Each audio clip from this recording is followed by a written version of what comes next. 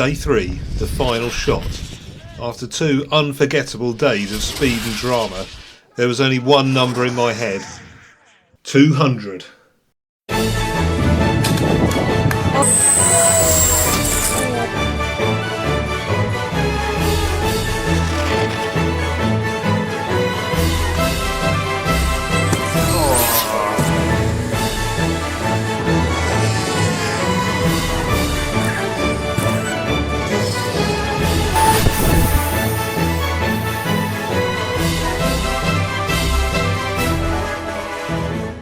After reviewing the logs from day 2 overnight, I found some concerning issues, probably caused by some interference in the CAN network, so I made a call.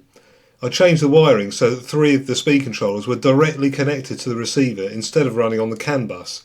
I was flying a bit blind because I could no longer tell if the front motors were cutting out, but it might reduce the chance of the cuts in the first place. I'm still on the same tyres as yesterday that did 190, amazingly. Schumacher contact, 40 Shores they are, true down to 99mm. We'll have to see how many more runs they last for. Run 1 nearly ended in disaster. I sent the car way down the runway, maybe too far. I lost a bit of visual awareness, went offline to the right, hit something and the car lifted off. Oh, I hit a bump or something down there.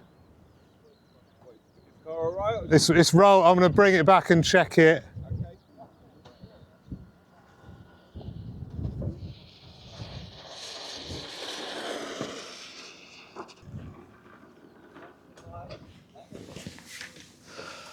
Oh, hopefully I haven't knackered the steering or something. Oh my God, yeah, I've hit a bit of band. Look at that. I've hit a bit of banding. Jesus. Is that off your car, or is that? No, that is a bit of a bit of tarmac. Picked up. Yeah.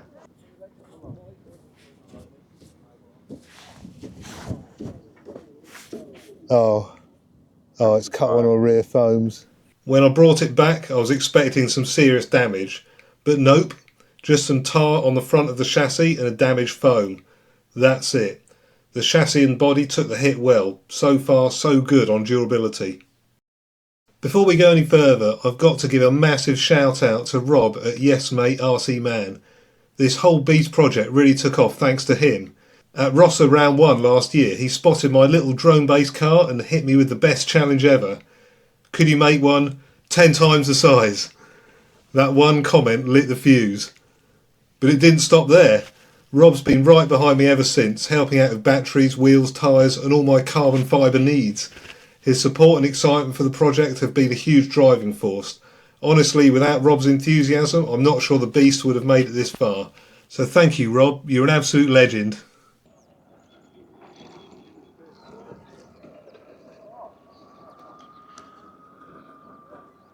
After that scare, I planned to ease into my second attempt at run 1, but the car had other ideas.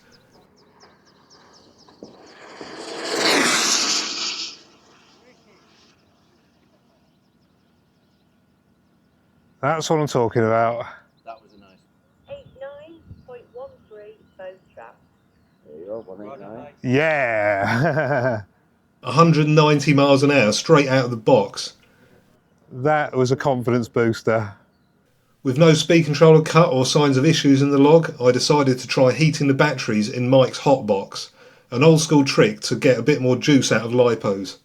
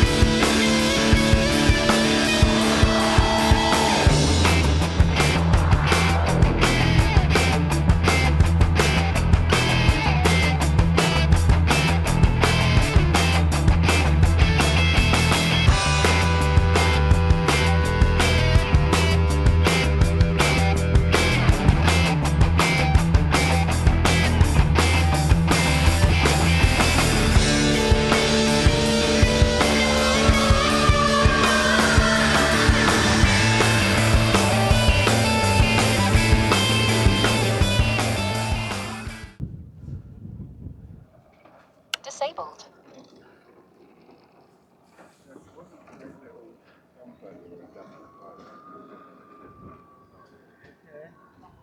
Run 2 reminded me that power isn't everything. I drifted offline early in the run, hit bumps, and that was all it took. Speed controller cut. Only 174 miles an hour. That run proved it. You need a clean, straight launch to make it count. No amount of power saves a bad line. Trying to squeeze out more torque, I bumped the current limit up by just 5%. I thought that would help acceleration. But instead, one of the rear motors cut out completely, so I was running in 3-wheel drive at best, and still managed to hit 170 miles an hour. Kind of impressive, but definitely not ideal.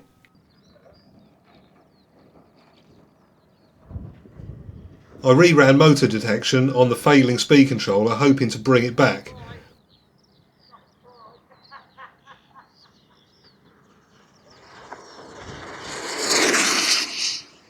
But no luck. The car ran 3-wheel drive again.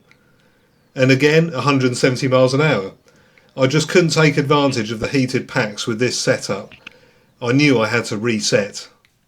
Before we get to my final runs of the weekend, a huge thank you to Onshape. Onshape is a professional grade CAD and PDM platform that's cloud based, reliable and free to use for hobbyists. It never crashes, lets me work from anywhere and is powerful enough to design a car like the Beast. It was instrumental in me getting the first version of the Beast designed and made in 3 months last year. If you're into design or engineering, I highly recommend checking it out. Link in the description for 6 months of Pro for free.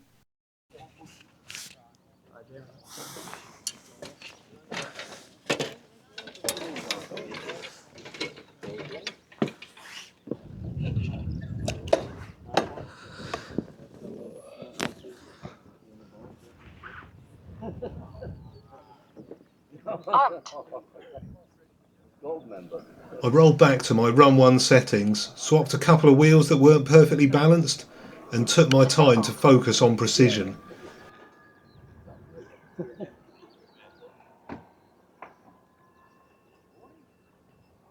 All clear, buddy. Alright, thank you. Cheers.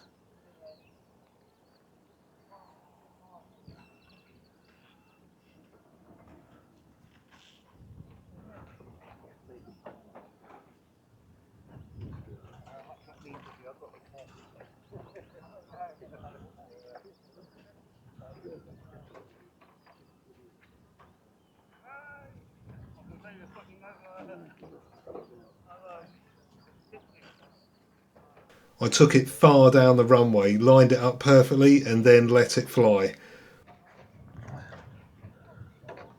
Alright, all clear then.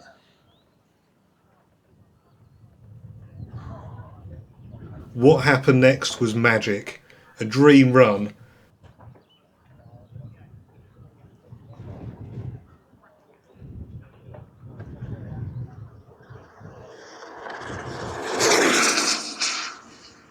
Yes! Thank you, that was ace. I don't care what the speed was, that was a nice run. The car was arrow straight, minimal steering, just speed.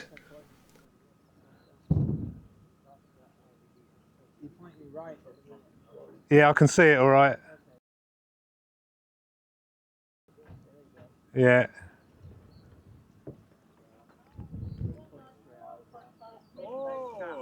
Yeah, new PB. Yes. Yes, that is a great one to finish the weekend on. Thanks everyone. Just give me half an hour to get it back. Well,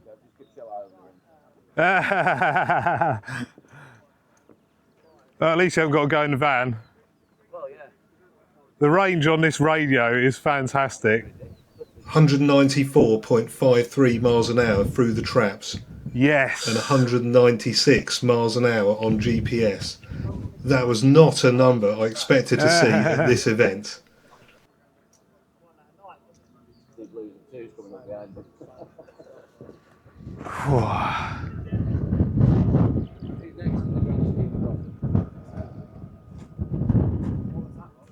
soft.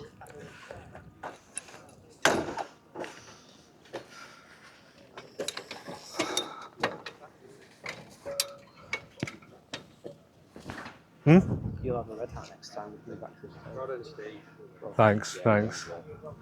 Yeah, that was a good one to finish the event on. Yeah. Just, you know what you got to do now. I went for one final run, same setup but with packs pre-warmed.